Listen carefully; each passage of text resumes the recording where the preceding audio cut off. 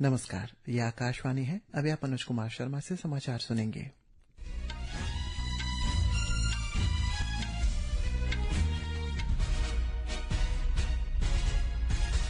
पहले मुख्य समाचार।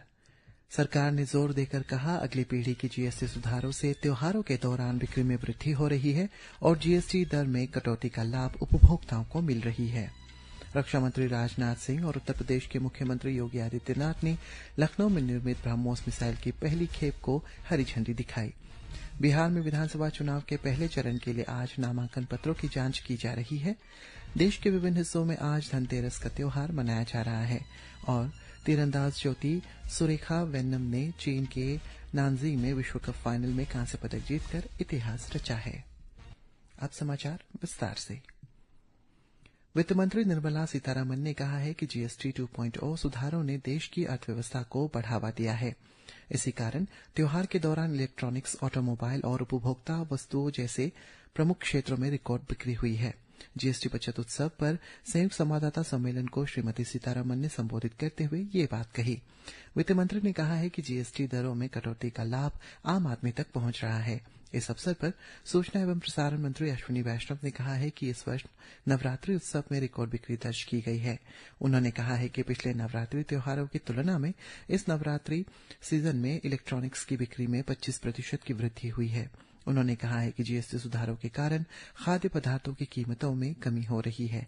उन्होंने ये भी कहा है कि इलेक्ट्रॉनिक्स की बढ़ती मांग का सीधा लाभ इलेक्ट्रॉनिक्स विनिर्माण उद्योग को मिल रहा है। नेचुरल वे में कंजम्पशन हर साल बढ़ता है as income grows, as country grows. Because of the GST reforms, consumption will be significantly increasing and quite likely, it's very likely that the consumption will increase more than 10% this year, which means करीब 20 लाख करोड़ रुपए का extra consumption होने की पूरी संभावना है। प्रधानमंत्री नरेंद्र मोदी ने जोर देकर कहा है कि देश से नक्सलवाद और माओवादी हिंसा जल्द ही पूरी तरह से समाप्त हो जाएगी। उन्होंने कहा है कि पिछले 11 सालों में माओवादी आतंकवाद से निपटने के लिए ठोस प्रयास किए गए हैं। श्री मोदी ने कल नई दिल्ली में एक वैश्विक सम्मेलन में ये बात कही। 11 वर्ष पहले तक देश के 125 जिले 125 से ज्यादा माओवादी आतंक से प्रभावित थे और साथियों, आज ये संख्या सिर्फ 11 जिलों तक सिमट गई। आप जानते होंगे कितना कुछ करना पड़ा होगा और उसमें भी 11 में भी अब सिर्फ 3 जिले ही ऐसे बचे हैं जो सबसे अधिक माओवादी आतंक की चपेट में है। मैं आपको पिछले 75 घंटों का आंकड़ा देता हूं। इन 75 घंटों में 303 नक्सलियों ने सरेंडर किया। प्रधानमंत्री ने कहा है कि पिछले दशक में हजारों नक्सलवादियों ने हिंसा का मार्ग छोड़कर आत्मसमर्पण किया है। उन्होंने कहा है कि इस दीपावली माओवादी आतंकवाद से मुक्त क्षेत्र नए उत्साह के साथ खुशियों के दीप जलाकर उत्सव मनाएंगे। इलेक्ट्रॉनिक्स और सूचना प्रौद्योगिकी मंत्री अश्विनी वैष्णव ने कहा है कि देश की 5G प्रगति ने विश्व को आश्चर्यचकित कर दिया है। देश में दूरसंचार के तेजी से बढ़ते नेटवर्क पर प्रकाश डालते हुए उन्होंने कहा है कि देश के 90% हिस्सों में 5G नेटवर्क पहुंच चुका है। नई दिल्ली में आयोजित एक वैश्विक सम्मेलन में श्री अश्विनी वैष्णव ने ये बात कही।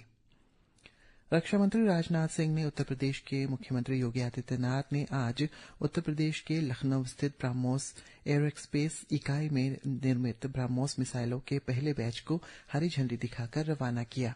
इस अवसर पर रक्षा मंत्री ने कहा है कि अब पाकिस्तान का 1-1 इंच हिस्सा ब्रह्मोस मिसाइल की जड़ में है और पूरा देश इसकी ताकत जानता है। उन्होंने कहा है कि ऑपरेशन सिंदूर तो बस एक ट्रायल था।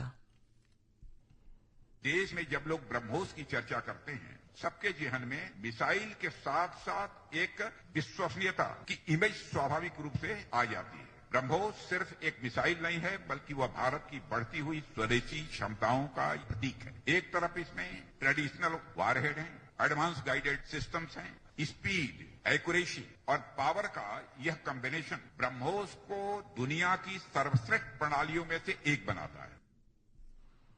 वरिष्ठ भारतीय जनता पार्टी नेता और केंद्रीय गृह मंत्री अमित शाह ने आज लोक जनशक्ति पार्टी रामविलास के अध्यक्ष चिराग पासवान से मुलाकात की।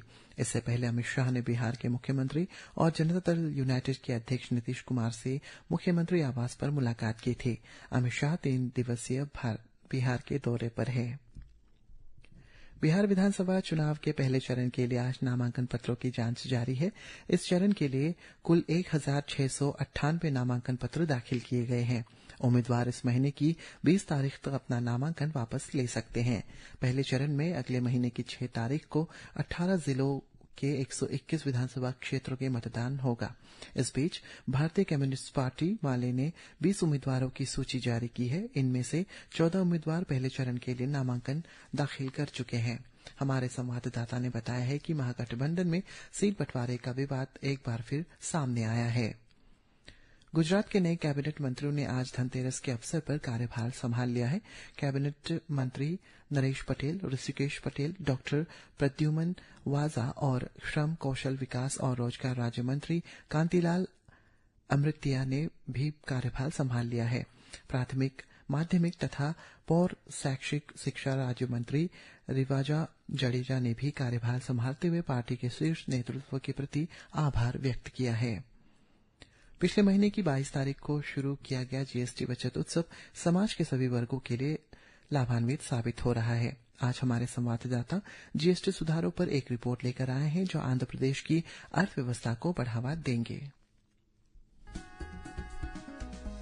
नया जीएसटी सुधार आंध्र प्रदेश के किसानों, कारीगरों, उद्योगों और निर्यातकों के लिए एक बड़ी सौगात है। नए सुधारों में महत्वपूर्ण क्षेत्रों में कर की दरें कम होने से लागत में कमी और बेहतर मुनाफे के साथ साथ राज्य की अर्थव्यवस्था को मजबूती मिलेगी। नए जीएसटी संरचना के अंतर्गत चमड़े की कठपुतली शिल्प और मंदिर पत्थर की नक्काशी जैसी उत्पादों पर अब 12% के बजाय 5% कर लग रहा है, जिससे पारंपरिक शिल्प और कृषि आधारित उद्योगों को बड़े लाभ प्राप्त हो रहा है। वहीं करों में हुई कटौती से स्थानीय कला और संस्कृति आधारित उत्पाद भी अब काफी किफायती बन गए हैं, जिससे इनकी बिक्री में वृद्धि हुई है, जो ग्रामीण कारीगरों के लिए बेहतर कमाई सुनिश्चित कर रहा है। राज्य के तटीय मत्स्य पालन क्षेत्र में भी अब केवल 5% जीएसटी लगता है, जो पहले 12% हुआ करता था। कर के घटने से आंध्र प्रदेश का समुद्री निर्यात और अधिक प्रतिस्पर्धी बन गया है। नए जीएसटी सुधारों से राज्य की अर्थव्यवस्था को और मजबूती मिल रही है, जिससे आम जनता को लाभ मिल रहा है। रोहन और सकलेन अख्तर के साथ समर्थ, आकाशवाणी न्यूज। देश भर में आज धनतेरस का त्योहार मनाया जा रहा है। धनतेरस को धन त्रयोदशी और धन्वंतरी जयंती के नाम से भी जाना जाता है। इस शुभ दिन पर लोग भगवान धन्वंतरी, भगवान कुबेर और देवी लक्ष्मी की पूजा करते हैं और सोने या चांदी की वस्तुएं और नए बर्तन खरीदने के लिए शुभ माने जाते हैं। प्रधानमंत्री नरेंद्र मोदी, गृहमंत्री अमित शाह और भारतीय जनता पार्टी के अध्यक्ष जगत प्रकाश नड्डा ने इस अवसर पर सभी को शुभकामनाएं दी है। असम में आज पूरे राज्य में फसल कटाई से पहले का त्योहार काती बिहू मनाया जा रहा है। ये बेहतर फसल और कृषि समृद्धि के लिए मनाया जाता है। गृहमंत्री अमित शाह ने असम के लोगों को काती बिहू की शुभकामनाएं दी है। भारतीय तीरंदाजी ज्योति सुरेखा वेनन ने चीन के नानजिंग में आयोजित तीरंदाजी विश्व कप फाइनल में कांस्य पदक जीतकर इतिहास रच दिया है। वे भारत की पहली महिला कंपाउंड खिलाड़ी है जिन्होंने इस प्रतियोगिता में पदक हासिल किया है। ज्योति ने ब्रिटेन में दूसरी वरीयता प्राप्त एला गिब्सन को 150-145 से हराया है। वहीं डेनबर्ग ओपन बैडमिंटन में आज पुरुष डबल्स के सेमीफाइनल में भारत के सात्विक साईराज रंकीरेड्डी और चिराग शेट्टी का मुकाबला जापान के तकुरो होकी और यूगो कोबायाशी से होगा। ये मैच शाम से खेला जाएगा। मौसम विभाग ने आज आंध्र प्रदेश, कर्नाटक, केरल, माहे, लक्षद्वीप, तमिलनाडु, पुदुचेरी और कराईकल में कई स्थानों पर मूसलाधार वर्षा का संभावना व्यक्त की है। अगले 2 से 3 दिन तक कोंकण, गोवा, मध्य महाराष्ट्र और तेलंगाना में गरज के साथ वर्षा का भी अनुमान व्यक्त किया गया है। इस बीच केरल, कर्नाटक के तटीय इलाकों, लक्षद्वीप, दक्षिण पूर्वी अरब सागर के कई हिस्सों में मन्नार की खाड़ी में 55 किलोमीटर प्रति घंटे की रफ्तार से हवा चलने के साथ तूफान आने की संभावना है। अब अंत में मुख्य समाचार एक बार फिर। सरकार ने जोर देकर कहा है कि अगली पीढ़ी के जीएसटी सुधारों से त्योहारों के दौरान बिक्री में वृद्धि हो रही है और जीएसटी दर में कटौती का लाभ उपभोक्ताओं को मिल रहा है। रक्षा मंत्री राजनाथ सिंह ने उत्तर प्रदेश के मुख्यमंत्री योगी आदित्यनाथ के साथ लखनऊ में निर्मित ब्रह्मोस मिसाइल की पहली खेप को हरी झंडी दिखाई। बिहार में विधानसभा चुनाव के पहले चरण के लिए आज नामांकन पत्रों की जांच की जा रही है। देश के विभिन्न हिस्सों में आज धनतेरस का त्योहार हर्षोल्लास के साथ मनाया जा रहा है। इसी के साथ ये समाचार बुलेटिन समाप्त हुआ। नमस्कार।